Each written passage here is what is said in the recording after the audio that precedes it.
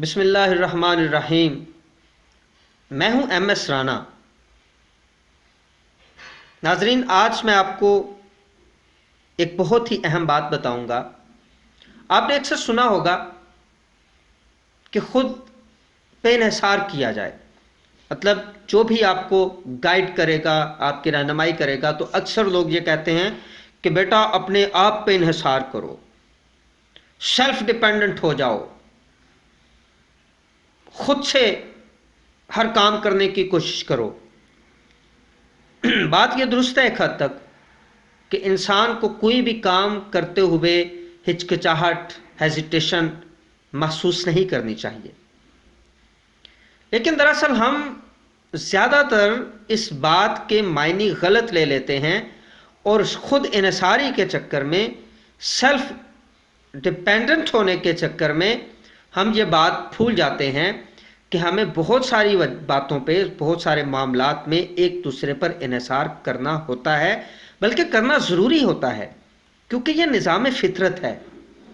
اللہ کا یہ نظام ہے کہ اللہ تبارک و تعالیٰ نے انسان کو ایک دوسرے پہ منحصر کیا ہوا ہے۔ انسان کی ضرورتیں ایک دوسرے کے ساتھ جڑی ہوئی ہیں۔ دراصل جب ہم اس خود انحصاری کے معنی کو غلط انداز میں لیتے ہیں تو پھر ہم اچھی ٹیم پیدا نہیں کر سکتے، جو کہ پاکستان کے معاشرے کا بہت بڑا مسئلہ ہے، المیہ ہے، ٹریجڈی ہے، کہ پاکستان کے معاشرے میں بہت بڑے بڑے اداروں کے اندر بھی اچھا ٹیم ورک نہیں ہے، اور انفرادیت زیادہ پائی جاتی ہے، اور کولیکٹیونیس، اجتماعیت کا فقدان ہے، کیونکہ ہم خود انحصاری کے چکر میں اس بات کو بھول گئے ہیں کہ ایک دوسرے پہ انحصار کرنا اس سے زیادہ بڑی خصوصیت ہے۔ ایم آر کوپ میئر نے اس کو لکھا اپنی ایک کتاب میں، جس کا اردو میں ترجمہ ہوا، تو اس نے لکھا کہ ایک دوسرے پہ انحصار کرنا خود انحصاری سے زیادہ بڑی بات ہے، زیادہ اہمیت کا حامل ہے۔ اب یہاں پہ میں آپ کو ایک مثال دینا چاہوں گا۔ وہ مثال یہ ہے کہ انسان جب اس دنیا میں آیا تو سب سے پہلے تو اس کا وجود اور اس کا اس دنیا میں آنا بھی کسی اور پہ منحصر تھا۔ یقیناً اس کے والدین اس کے ذمہ دار تھے۔ تو اللہ کی ذات اگر چاہے، فطرت چاہے، اگر چاہتی، تو اس کے بس میں تھا، اس کے اختیار میں تھا کہ وہ کسی بھی جاندار کو براہ راست اس دنیا کے اندر بھیج دیتی، اور پھر وہ اپنی زندگی کا آغاز کر لیتا۔ لیکن اللہ کی ذات نے انسان کو دو افراد کے ملنے کے بعد بھیجا، جو اس کے لیے پہلا سبق تھا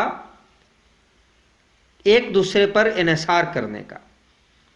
پھر جب بچہ ہوتا ہے تو اس کو مدر جب فیڈ کرواتی ہے تو یہ بھی تو دوسرے پہ انحصار کرنا ہے۔ دراصل یہ ٹیم ورک کا ایک لیسن تھا فطرت کی طرف سے جو انسان کو ملا۔ آپ جب کھانا کھاتے ہیں تو کھانا کھانے کا اور اس کو ڈائجسٹ کرنے کا اور پھر اس میں سے ویسٹیج کا ضائع ہونا، یہ سارا جو پروسیس ہے، اس میں آپ دیکھیں کہ آپ کا کھانا کتنے مراحل سے ہو کے گزرتا ہے، اور پورا وجود، پورا انسانی جسم کس طرح سے مختلف اعضاء پر منحصر ہے۔ محض اگر ہاتھوں سے آپ لقمہ اٹھائیں لیکن منہ میں دانت نہ ہو تو آپ کس طرح سے چبائیں گے؟ اور پھر زبان اگر نہ ہو تو پھر آپ کس طرح سے کھانے کو حلق میں لے کر جائیں گے؟ اور پھر حلق اگر نہ ہو تو کس طرح سے آپ اس کو آپ کے ڈائجسٹو سسٹم کا آغاز ہوگا؟ تو دراصل یہ لیسن ہے کہ نظام فطرت ہے کہ ہمیں ایک دوسرے پر انحصار کرنا ہے، بالکل اسی طرح جس طرح کہ پورا وجود اور اس کے اعضاء ایک دوسرے پر انحصار کرتے ہیں۔ تو جب ہم اپنے وجود کے حوالے سے سوچتے ہیں تو ہماری کوشش ہوتی ہے کہ ہم اپنے وجود کے ایک ایک حصے کی حفاظت کریں. دراصل ہر حصہ دوسرے حصے کی حفاظت کر رہا ہے، دوسرے حصے کو پروٹیکشن دے رہا ہے. اگر آپ کے پاؤں پہ کوئی معاملہ ہو، چوٹ لگے، تو آپ فوراً اپنے ہاتھ سے اس کو پکڑنے کی کوشش کرتے ہیں، پٹی کرتے ہیں یا کچھ کرتے ہیں.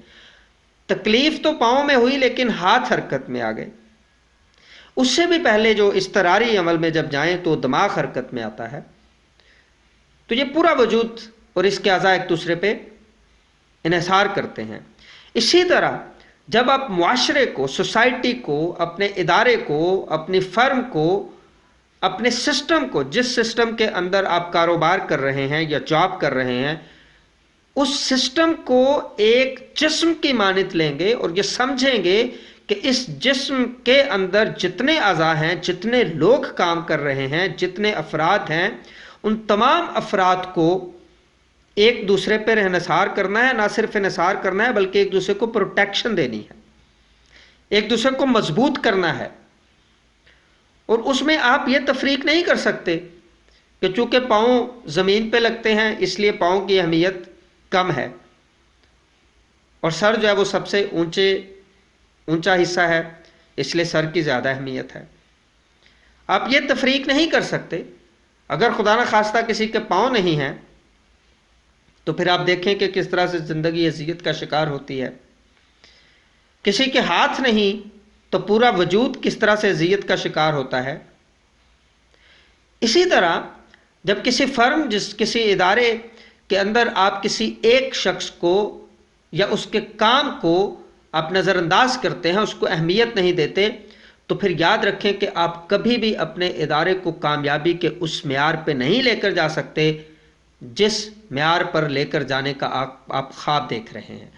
آپ کا خواب بے معنی ہے، آپ کا خواب غیر حقیقی ہو جائے گا کیونکہ آپ ریئلسٹک اپروچ کے ساتھ اس خواب کو عملی جامہ پہنانے کی کوشش نہیں کر رہے. تو لہٰذا ٹیم ورک کی اہمیت کو سمجھنا بہت ضروری ہے کیونکہ فرد قائم ربط ملت سے ہے، تنہا کچھ بھی نہیں. موج ہے دریا میں، بیرون دریا کچھ بھی نہیں. تو ہم ایک دوسرے کے ساتھ جڑے ہوئے ہیں، ہم ایک دوسرے کے ساتھ منسلک ہیں. ہمیں ایک ٹیم ورک میں آگے بڑھنے کی ضرورت ہے. جب ٹیم ورک کے کنسیپٹ کو ہم سمجھ جائیں گے تو ہمیں خود انحصاری کا علم ہوگا اور پھر ہم خود انحصاری کے ایک دوسرے پہ انحصار کرنے کا علم ہوگا اور پھر ہم ایک دوسرے پہ انحصار کرتے ہوئے آگے بڑھنے کی کوشش کریں گے. اللہ آپ کا حامی و ناصر ہو.